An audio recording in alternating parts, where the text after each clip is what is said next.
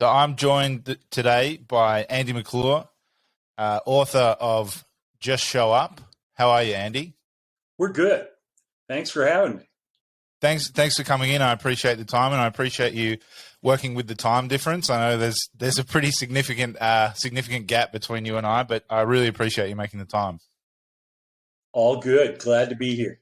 So I wanted to start with the book, and one thing that really hit me hard. I'm a new father myself. I've got a little boy who's just turned 1, and there was a line there in the summary where you said, all you wanted in life was to be there for your girls. And that it really hit hard for me because I truly believe that one of the hardest things to do is to manage your time and balance life and all of those things. And people often fall into the trap of prioritizing work or prioritizing other relationships over the things that they're doing for their kids. And I think people underestimate the impact of just showing up and being there for your kids' things. I would have to agree 100%. And I've seen it at so many different levels. I have a huge background in athletics still today. It plays there, it plays at school, it plays at, do your kids take on extracurricular activities, music or drama or dance? As a parent, do you show up? Yeah. Do you attend those events? Do you drive them to practice? Do you go to the parent-teacher conferences and talk to the teacher so that you're not getting it second or third hand as to how your son or daughter is handling their studies? I think too many dads, and I'll put the blame there on dads, that don't do that. They let mom go and handle that, and then they get a filtered answer versus being able to say, hey, your teacher told me this. Yeah. Your coach told me this. I talked to your band director. They told me this. And so you're giving yourself some credibility versus just reporting something that you heard. So show up. Yeah. I completely agree. And, my dad, I was a rugby player as a kid. I was, one of the top athletes in my state and didn't quite progress to the professional level, but my dad was around. He had to work. My mum sacrificed her career so that he could work and she could look after us. He wasn't around a lot, but to his credit, he did show up to all my games. He never missed a game from the time I was 4 or 5 years old to basically when I finished playing at sort of 28, 29 years old, never missed a game. But, so he had this level, like you're talking about, that level of credibility. He had the level of credibility with my football, with my rugby, but not really with my studies, not really with my, the music that I was doing, not really with, my general demeanor around the house. And sometimes the relationship I had with him was a little bit confrontational because often the interactions that I had with him when he was around were either feedback sessions about my football or, to come down on me about my grades or about my attendance at school. There wasn't, it wasn't this give and take. It was a really one-sided kind of relationship. And I think part of that was because he wasn't around. So he was just getting the secondhand information and he didn't have the two sides of the story to really have an impact and make a decision about his reaction. Yes. And I grew up in a house with 4 sisters. My wife and I raised 3 daughters, and the next male that was born in our family was my grandson, who's coming up on 2. And so in 117 years, there's been 4 males in my family. Not a lot of guy time. So, my sisters got a lot of attention because they were girls with my mom. My dad traveled. My parents were separated. They ultimately divorced. And sure, my dad showed up to our ball games. My senior year of high school, our football team, American football, progressed all the way to the state championship. We got beat, but we got there. So we made it all through the playoffs, had a great regular season, and he showed up at every game. In fact, there were times he would show up at practice. Yeah. and just kind of stand in the corner looking around watching. But grades didn't talk academics. Girls didn't talk girls. And so there was a lot of things I had to learn on my own. And I was blessed at the end of high school into college. A new pastor moved into our church, replacing a pastor. It was interesting. This was in Arizona. Yep. So one went from Arizona to Michigan, and the other one went from Michigan to Arizona. I think it was an equal prisoner swap or something like that. But no, bad joke. And so they kind of took this couple who had boys my age, kind of took me under their wing and mentored and cared for me over the next few years. In fact, that pastor ended up being the senior officiant for our wedding. There was another gentleman that was part of it, but he did all the I do's, and we're still in contact. He's in his mid-80s. Yeah. And he got a copy of the book here not long ago and sent me a very nice note. And sadly, his wife passed away about 7 or 8 years ago. She got sick very quickly and passed. And I went to the funeral from here in Colorado up to Michigan to be a part of that because of the impact that he had made on my life, that he just kind of shook his head going, really, what did I do? Yeah. He stood there and threw an arm over my shoulder and asked me a question or two, how things were going in life. And, this has been an issue that's been on my heart for decades. The sad passing of my oldest daughter 4 years ago this month was the impetus to actually write the book. Yeah. And I wrote the book, started about 2 months after her passing, and wrote the book in about 2 weeks, about 95% of it. Made some adjustments along the way for the next 6 or 8 months, and then finally felt it was good enough to send it to a publisher, and one of them picked it, and we started working on the editing and the overall look, and then COVID hit. Yeah. And so it sat for 2 years. And it came out here in June. I used to be able to say last month, but now we're here on the 1st of August. Can't say last month now.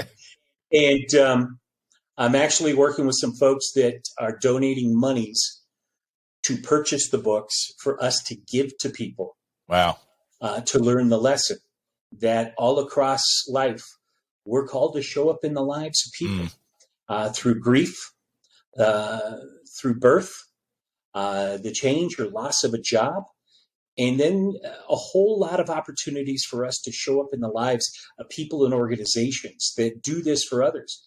You can help out with the Salvation Army or the local Animal Humane Society or other groups, the Little League or the dance club or the elementary school, all these places that you can go and help out and show up in those lives to bless somebody else. It's really underrated. It's people overlook it, but there are so many amazing organizations that allow you as someone, maybe you are a bit privileged or, you've had a really good career, to really give back to your community. In Australia, we have the Salvation Army, as you suggested. We have a really amazing charity here where I'm from called Men's Link, which is effectively a mentoring service for older men who've had a life and had a career to mentor a younger man who as you're saying, perhaps didn't grow up in a traditional household or has come from a lower socioeconomic background and hasn't had access to things, to really help guide them through some of the challenges of becoming a man, becoming an adult. And sometimes I think if you don't seek those opportunities, you won't know about them. So it is really good to hear that you're working with an organization to get this book out there, because I think the message is really important. I like to think I'm the kind of friend. I'm not the friend you party with. I'm the friend you call, with good news or when you're going through it. I'll sit on the phone with you for a couple of hours if that's what it takes. I'll come to your house and sit with you when your life's falling apart, and let's put the pieces back together. I'm not the guy that's that's going to go drinking with you, but that other stuff, like that's me. That's the kind of friend that I am. And I've got a few of those people in my life too. And you mentioned one that is so basic and simple. Sit on the phone and talk to somebody for a couple of hours. Well, here's some other basic, simple things you can do. So family down, 2 or 3 doors down from you, had a child. Bring them dinner. Yeah. It's not a financial issue. Yep. They're dealing with this new baby, and if they have other children, they're dealing with them and the infant. Yep. And all of a sudden, it's 5 o'clock in the afternoon, and they go, "Yeah, we haven't eaten. We didn't plan dinner." Well, yeah, plan dinner here in the United States. I don't know if you have it in Australia. They have a thing called meal train. Oh yeah, okay. And so you can go online with the people's names and maybe a phone number or something, and you can sign up to bring a meal. Yeah.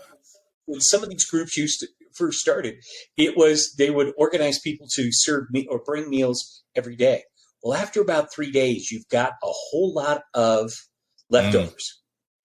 And so when Whitney passed, and for the week between the night she passed or the afternoon she passed to the day of her funeral, we had people showing up with food day after day, not complaining. But at one point, I had like 6 or 7 of those rotisserie chickens that come in a plastic bubble. Yeah. I had a flock of chickens in my refrigerator, not complaining, not poo-pooing it. It's, okay, we need to have a more organized method of doing this. So there are online services that you can use, and they only have people sign up maybe every other day or every third day. It took us, my wife, several minutes trying to find a date. Sadly, we had a horrific crash and death a few days ago in this area with high school kids that were all part of a soccer team. And I did not know the young man that passed. I was asked by some organizers if I would lead the candlelight vigil that took place Saturday night. Yes, I had some days, some weeks are a blur. And of the high school kids, over 800, or about 600 people showed up. Wow. And so I came home. My wife was already in bed. The next morning before church, we looked at the website, and she had a hard time finding a date.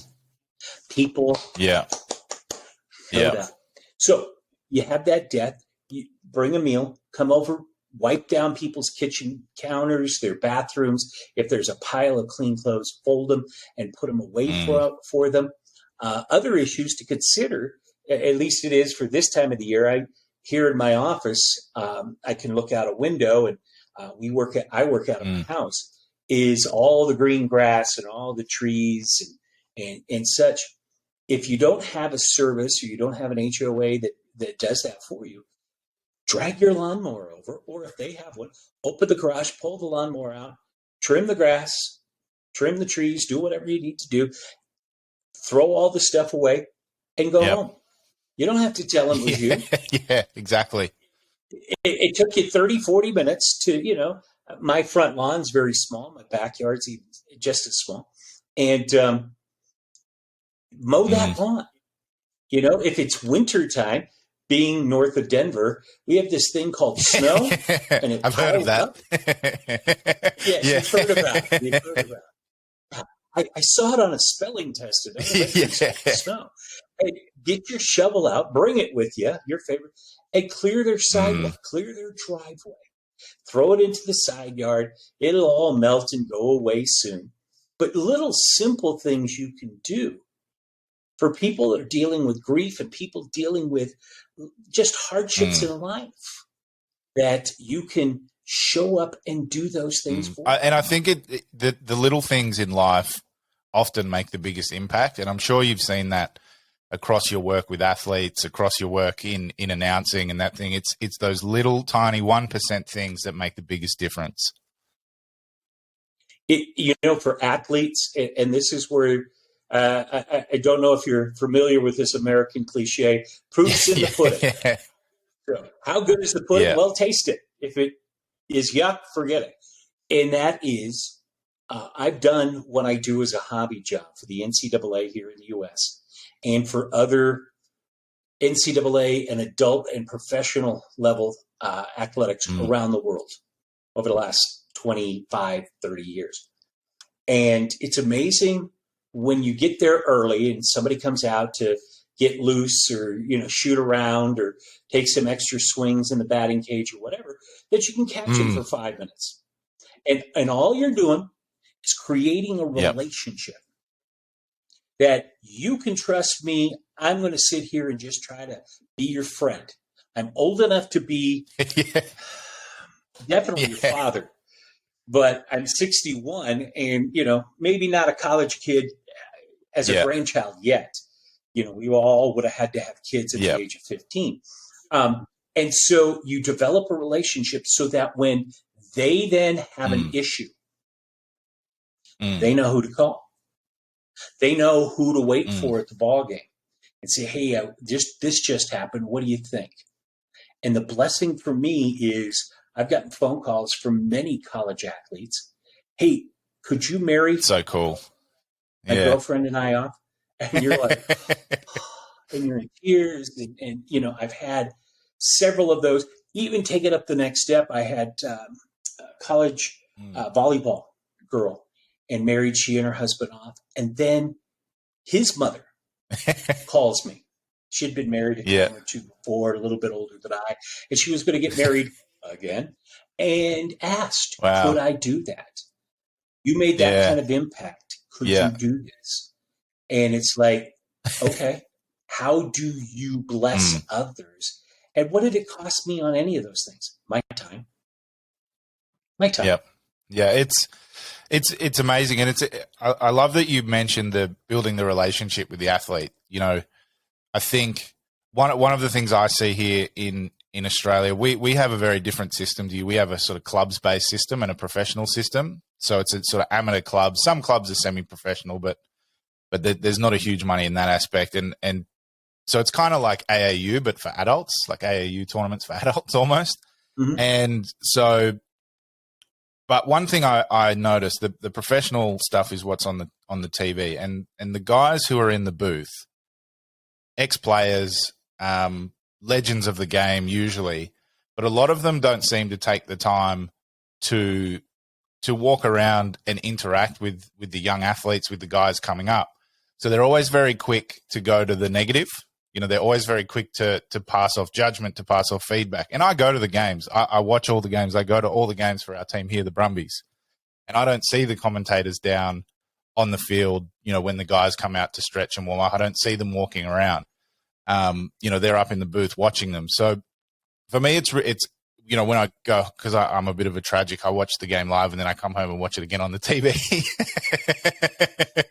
Maybe I'm kidding. So it we got it. So it's hard for me to listen to them sometimes because they just the commentary is always really quick to the negative. And sometimes I think, you don't know what's going on in that guy's life. You don't know what he's done to prepare or what he's doing, what he's working on currently, what feedback the coach has given him, so maybe what you see is not what the coach has asked him to do because you haven't done the work to talk to the coach or talk to the player. So it is really hard for me sometimes to listen to it. And so it's really cool to hear you, someone who, you talk about it being a side hustle. It's not your full-time vocation, to be putting in that extra work to get to know the athlete. Exactly. And some of this even comes from coaches. So you get to know the coach, and because they're dealing with, and I'll say this, young people on the floor, on the field, they may be 18 to 22 years old. They look like adults. Their bodies look like adults, but you get them off the field, and they're knuckleheads. They're 18 to 22 years old. I've had 3 of those pass through this house. Yeah, I was that. And so a head coach, this is life and death for them because it's their job. It's their career. They probably don't have a lot of options to go into other businesses and make some of the money that they make. So they're going to be hard on Billy or Susie, depending on what kind of team or sport they have, because they need them to be the best. And yes, while that's true, the only way you're ever going to get the best out of somebody is when you truly know them and you know how to motivate them in a good, positive way. We started an award at a university that I announced for, and it's named after my daughter. It's Whitney Lee, True Grit Award. And this is for the young man or the young lady that has overcome major issues. Injury on themselves, death in a family, divorce of parents, maybe grandma or grandpa were such an impactful part of their life that they really had great influence. And so every year there seems to be a student or two that really shine through all the adversity. And this is a way of saying, way to endure, way to keep fighting and to stand up and continue to do it and encourage the next person to do it. Because you know what? There is a next person. There will always be a next person. And so we've done that. I've had my family at times be able to be for some of those presentations. And as you're reading the reason why, you're just weeping because you're so proud of somebody overcoming and you recognize. And that doesn't happen enough in the world, you know, recognizing people for fighting through adversity. Yeah, sure, we get the occasional talk host guest, you know, who's overcome something and written a book about it. But the only reason we're hearing about it is because they've written a book about it or someone's made a movie about it. You know, adversity happens everywhere, and particularly when young people face it, it's the first time that they're facing it. And often, you know, it is the loss of a parent, you know, at 19 years old to lose a parent.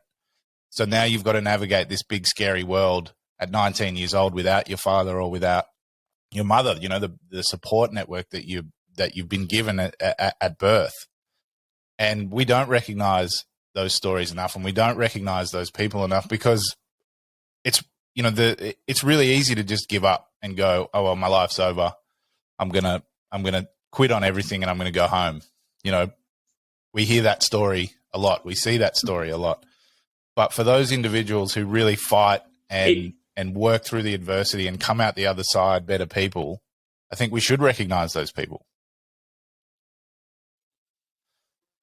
And we should look for them. What do I mean?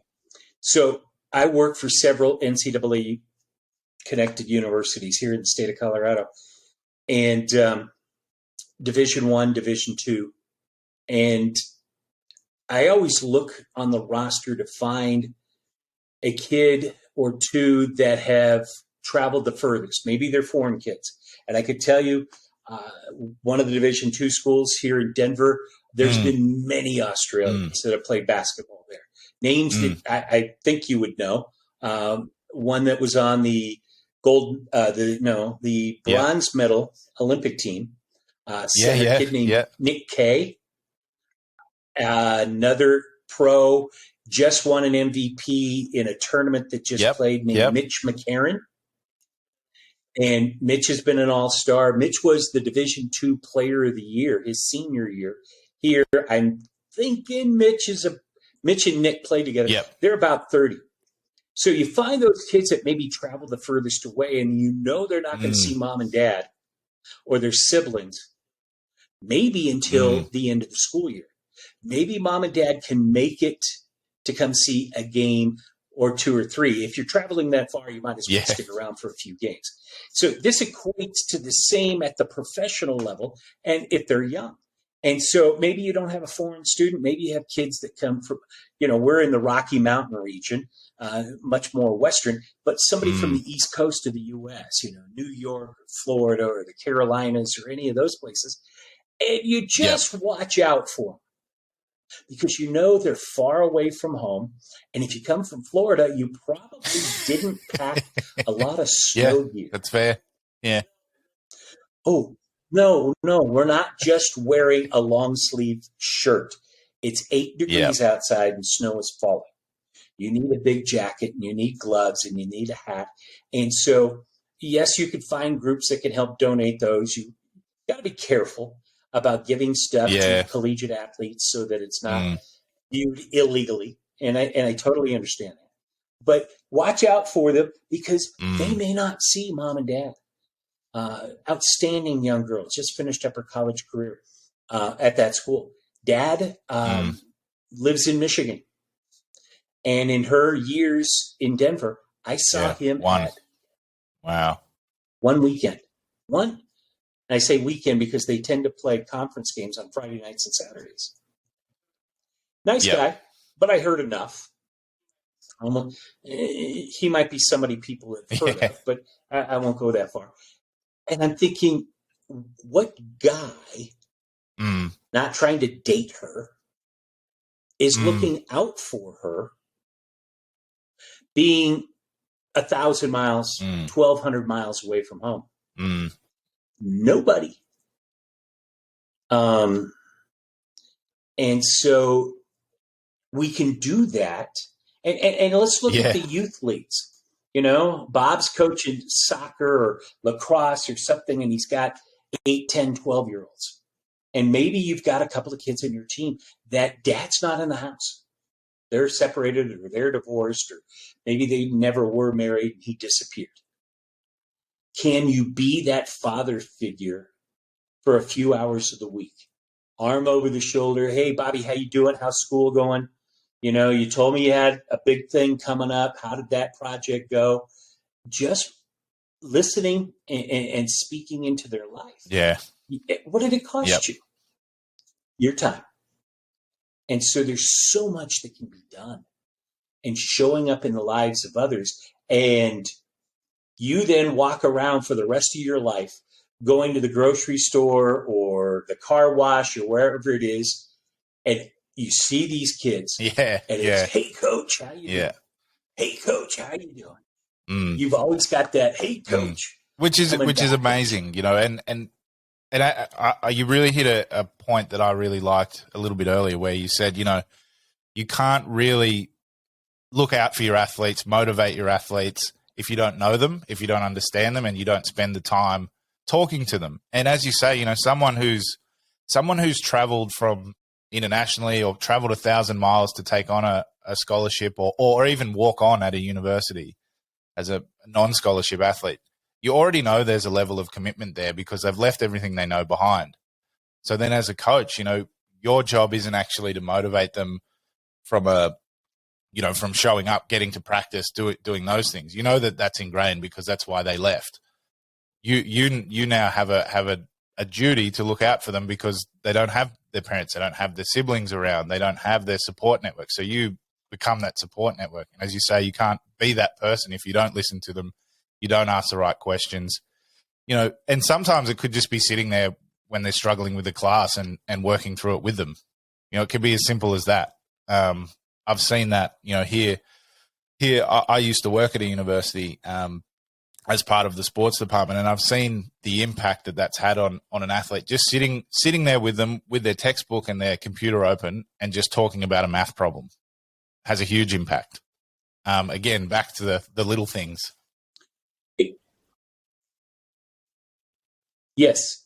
And even if I'm not a math whiz, I can at least sit there with them and read the book from maybe the beginning of the chapter on whatever the equations are that you're being tested on or that you're trying to learn, and learn a couple of things. And keep in mind, okay, me personally, yes, I have a bachelor's degree. Yes, I have a master's degree. I should be able to figure this out, at least enough to help them move the needle a little bit. And so even if you don't make them an A+ student, they're going to go, you know what? I could have been a D, could have been an F. Yeah. But I got to a C+. I got to a B. And the one thing that the average person doesn't understand in collegiate athletics here in the U.S., which, I mean, there's thousands of competing, universities, NCAA Division 1, 2, 3. There's the NAIA. There's all the junior college stuff. There's some small conference things that kind of govern themselves. So there's thousands. Is the number one thing, and most schools at the Division 2 and 1 level, is they have tutors or academic advisors, but also compliance people. And what do I mean by compliance people? They make sure that you stay eligible. Yeah. You get the good grades, good enough to play. And so it's complicated. And so for the average fan watching, and they go, hey, weren't they supposed to get this kid over here that's, this great athlete? Well, maybe they just didn't have the academics to get there. And those people tried and tried. And maybe the athlete tried themselves, just couldn't do it. Or maybe they just didn't care. They just wanted to play ball. Great. You could still play ball, but you're probably going to play in the adult rec leagues. Or if you can get a tryout maybe in Europe or Australia or South America, maybe you do, and you can still play, but it's not what you wanted. So there are people, if you ask, that can come alongside and help. I mentioned this about coaches, that I get phone calls from coaches, college coaches. Hey, can you give so-and-so a call? I've talked to them. Their grandfather just passed away. We've chatted, but they're just kind of in a major funk. They're kind of in a depression. Can you just talk to them, cheer them up? That's simple. I've made a couple of jokes here today. I've limited myself in that. I don't want your audience to think that Americans are all just goofballs. But and so can you make somebody chuckle? Can you make somebody put a smile on their face?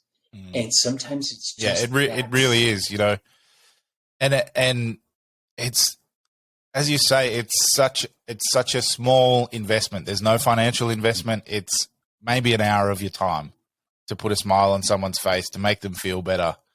And maybe, they walk away from that conversation having learnt something from you, and they pass that on to someone else. Or, they're thinking about, I'm not going to go to practice today. They have that conversation with you, and all of a sudden they've got a bit of energy. They've got a spark of energy. Like, yeah, I'm going to go lift that weight.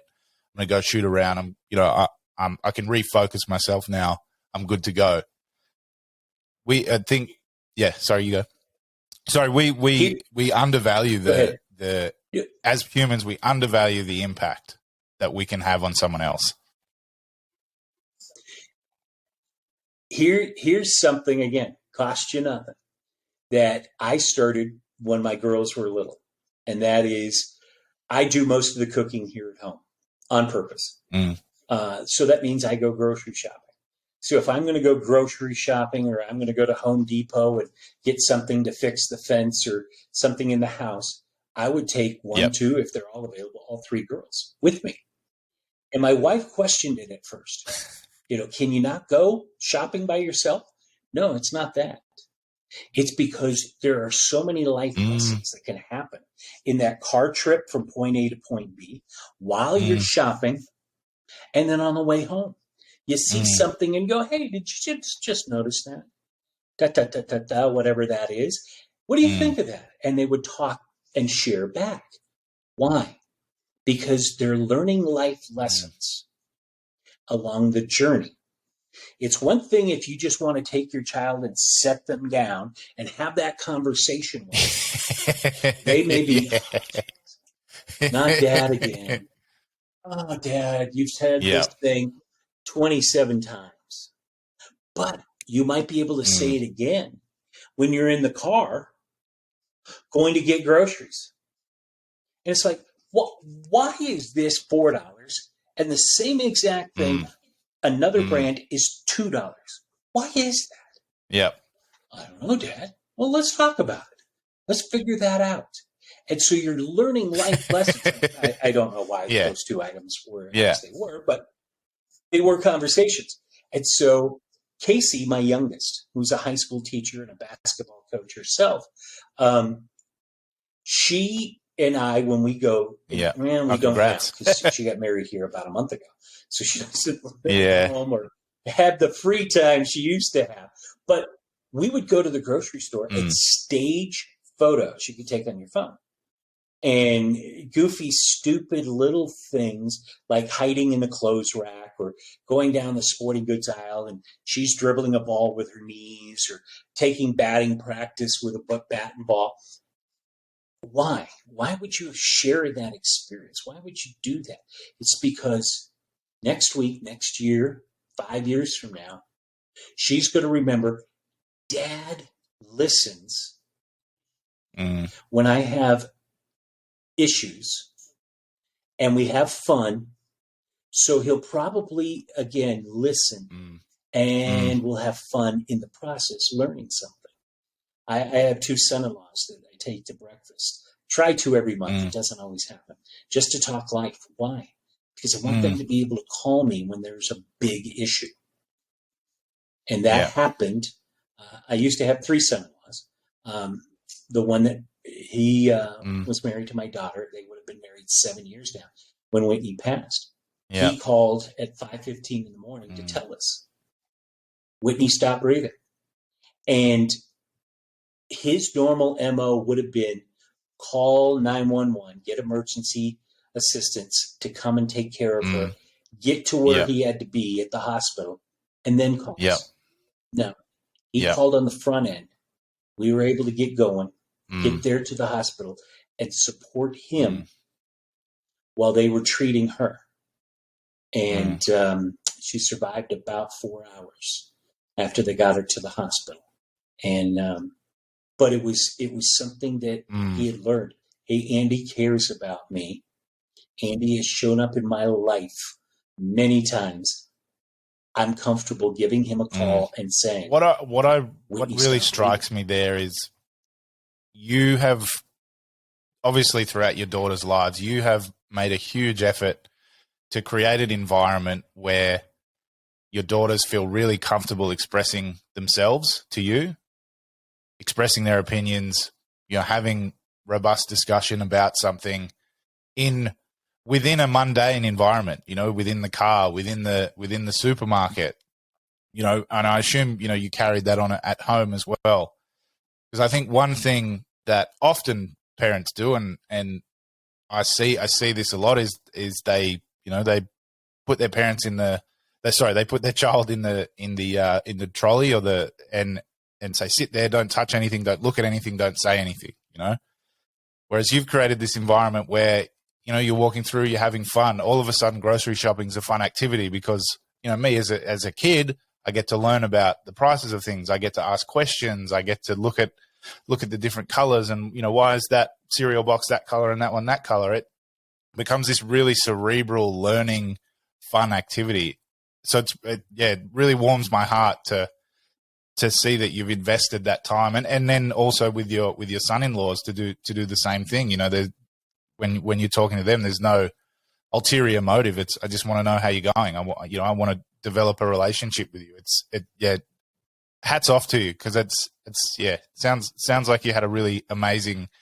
You provided a really amazing environment for your daughters to grow up in. Yeah, and that was intentional. And everything we've talked about here today is intentional. You have to have the heart, the mindset to say, I'm not just going to be dad by title. I'm not just going to be father by title. And it's the same way now with my grandson. I could, but it would be really cheesy if I pulled up pictures on my phone and showed you to him. The young man is still only 1. He'll be 2 here in a couple of weeks. But he talks as much as his grandfather. He just doesn't get paid for it yet.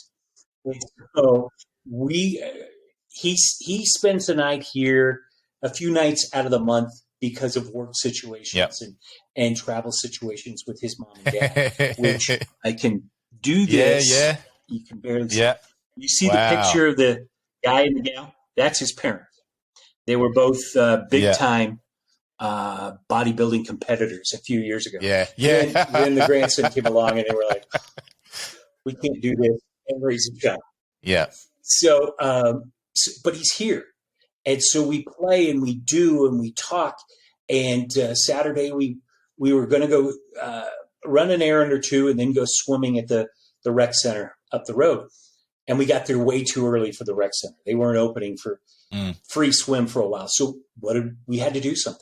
So we went to McDonald's, and I knew the kid would eat some more. So got him some more food. And then we went to the little play area, and he's climbing the slides and up and down. Papa, watch me, Papa. And did that. Then we went swimming. And we spent an hour and 20 minutes in the pool. Just one more time. Just one more time, Papa. Come on, Papa. Just one more time. And again, he's won, and he's having these conversations. But when I'm no longer here, and I'm not planning to die anytime soon, I want him to have those memories buried in his heart. I had a grandfather that watched over me. I had a grandfather who prayed for me. I had a grandfather who fed me and talked to me and changed my diaper and gave me baths. And this to all grandparents out there. You don't have them long because our lives on this earth are limited. And my hope and my prayer is that I get to see him graduate from high school and college and meet a girl and get married. And if I'm mentally capable to be able to officiate that wedding. I do a lot of weddings and a lot of funerals, and it's heartbreaking at the funerals. But, such a blessing to do weddings for couples that come to you and say, hey, you made an impact. Can you do this for us? And I already talked about the athletes. But is that grandkids would be able to fondly go, my grandfather, my grandmother, and my mom, my wife, his Nana. The things she does with him, it's not a competition. It's just showing up in his life. And I've watched too many grandparents that the grandchild is handed. Love ya. Okay, here you go. Because you as grandparents have experience and knowledge of things to teach those kids from firsthand experience. How do you mow the lawn? How do you trim a tree? How do you change the light bulb? Yeah.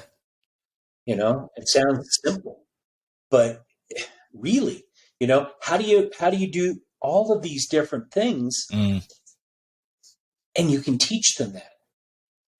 His father has said to me, I need you to teach me some of these things. How you can do, I'm pretty handy. And I got this Band-Aid on my finger. Making dinner 2 nights ago, thought I was going to cut my finger off. But, it will survive.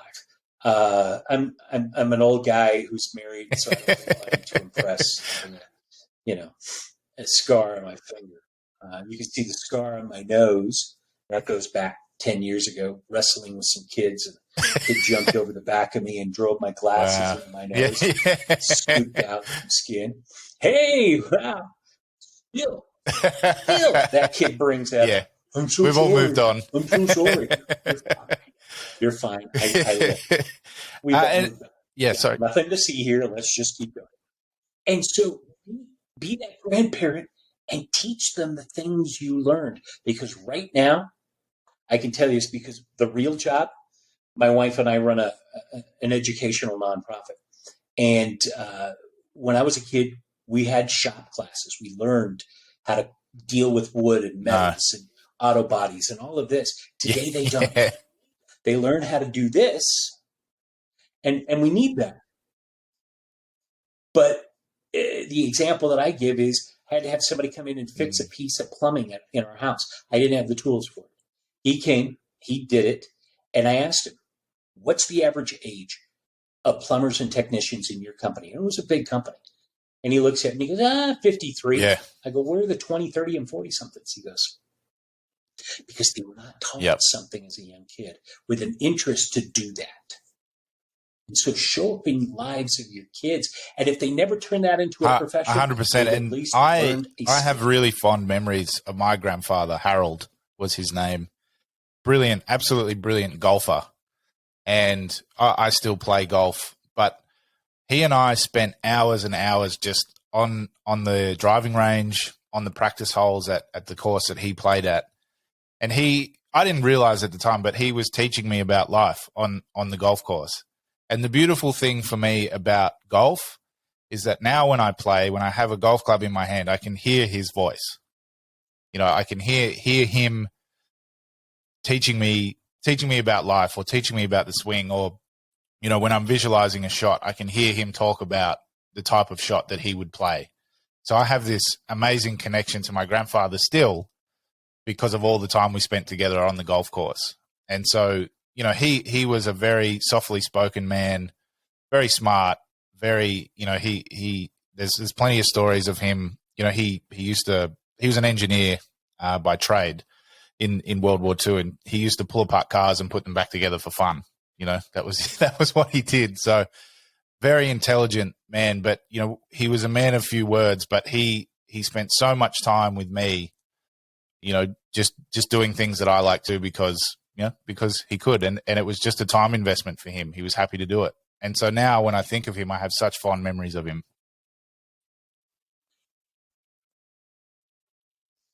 I would give you a challenge here, Liam, and that is pull out a notebook.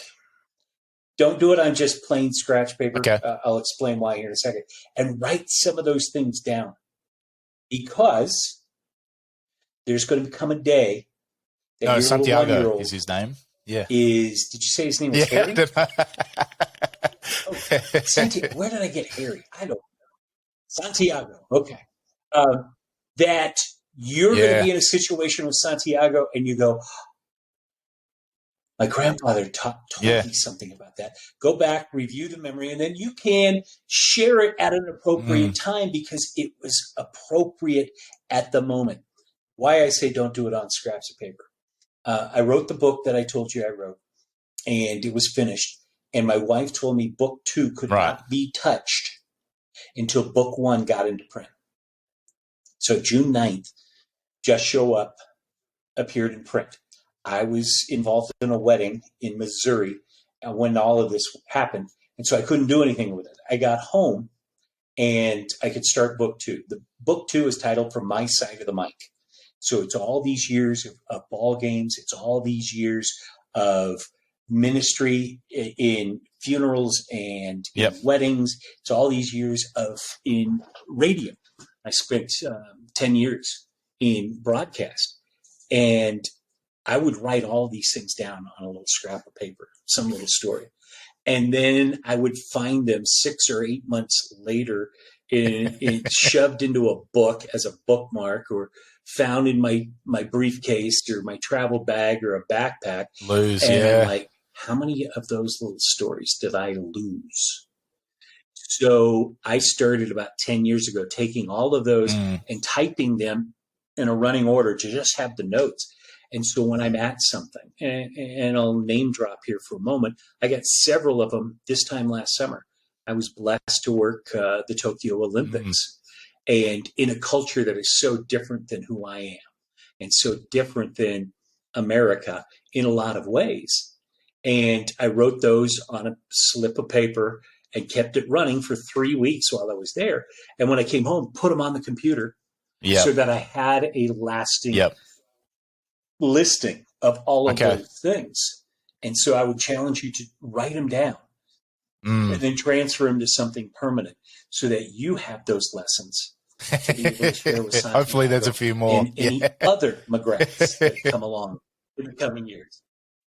Hopefully, I share that with my daughters. One grandchild, he's an amazing kid.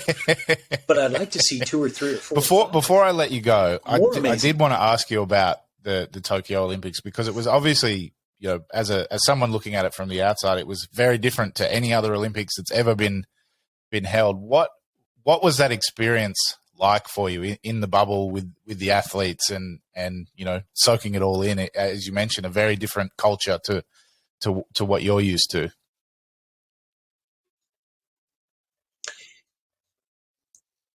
it was not only a different culture, but it was also a completely different mindset for everybody in the world because it was COVID. We were a month out. Yeah. And it really came down to, will they hold it or not? And I always had in my heart that Tokyo, Japan, all of the organizers had to. They had spent billions.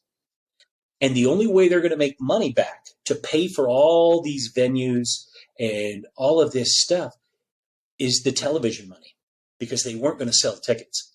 I worked in the Ariake Arena, men and women's volleyball. And you walk in the first day and there's practice going on. Okay, but the arena's empty. And you kind of expect it. But day one of competition, the arena is still empty. 15,000 seats and no one sitting in them. And I don't know, if this is the same for other announcers, and I believe it is that you kind of play off the play and the crowd's reaction. If there's not much crowd response, you just give it a basic generic call.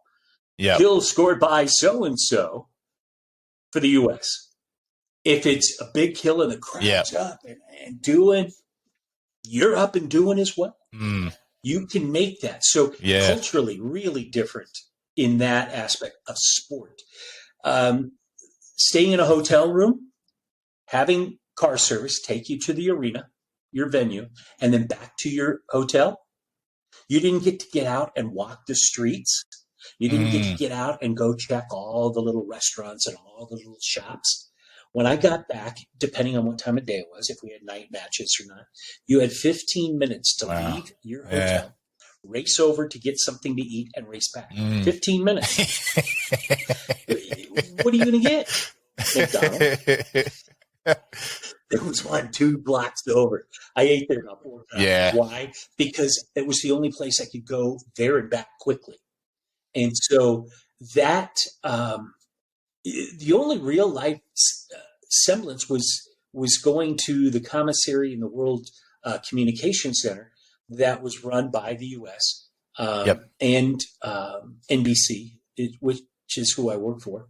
And you would see hundreds of people all over the world and all over the country there. Some people you recognized, others were just doing their job like you. And so that was semi-normal. But as soon as you stepped out of that building, masks are on and you're having to distance. And it was very surreal. It was a huge blessing. And I have pictures of the rest of my group that I was with standing on the court. With nobody around us. Just bizarre. I'm hoping I've reached out to Paris. Los Angeles a lot of fun. Has already reached out to me. Especially with the crowd back and the noise and the fanfare and all of that. I think that was the biggest thing that I missed personally, throughout COVID, but particularly the Olympics. Just watching sports without the crowd noise, it's just totally different. And I can certainly appreciate, it's hard to hype yourself up as an announcer if you've got nothing coming back to you. You can obviously see the players are getting excited about it, or the athletes are getting excited about it. But just the atmosphere from the crowd, to not have that, it was just very strange, a very different way to watch and consume sport.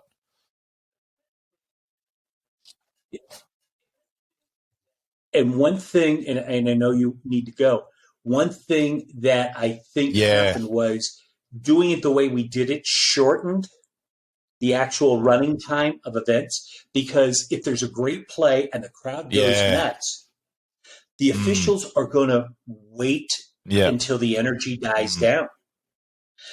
Okay, people are back in their seats, and here we go, next service. Versus none of that, we're moving along. And so to a point, we moved quicker in matches than we would if there was a crowd.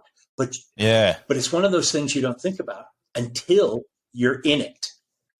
So to me, it was quicker matches because there was no crowd response. And it probably, in a way, allowed the athletes to be more focused so that, even if it was a big play, it's like big play, happy, done, got the point, let's move on, next job. Whereas, when there is the crowd and there is, all this going on, I see it. I do definitely see it. Athletes get a little bit sucked up in that moment, and it might take them little minute to get back and focus. Yeah. But Totally. for many of them, that's a good portion of why they're playing. Yeah. If you just wanted to play sport for sport, then play at the local rec league. That the only people in the stands are 3 girlfriends and a couple of people that just stumbled along. Oh, there's a game here. Let's watch that. But when you've got 15,000 people there, since you were a little kid, you're going, yep. This is what I have been busting my tail on for the last 20 years to get to. And on that note, Andy, I will let you go. So please, people, to the listeners, just show up by Andy Mcclure. You can get it in Australia on amazon.com.au. You can get the paperback, you can get the hardcover, or you can get it on your Kindle. So make sure you do that. I'm going to say to you on air so that my listeners hold me accountable. I would like to buy some copies and send them to the organization you're working with so that we can get the book out in the ether. So I'll contact you offline and I'll put some money in to make sure we can get that going, make sure that happens. And thank you very much for your time, and all the best. Great.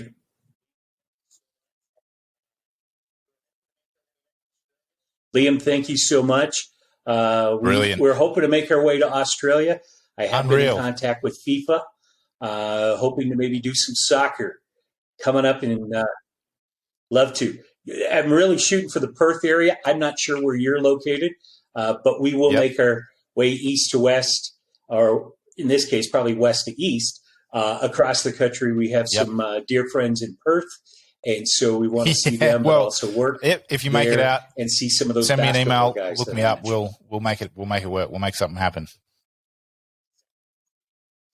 Thank you, Andy. All the best. Sounds good, Liam. Thank you so much.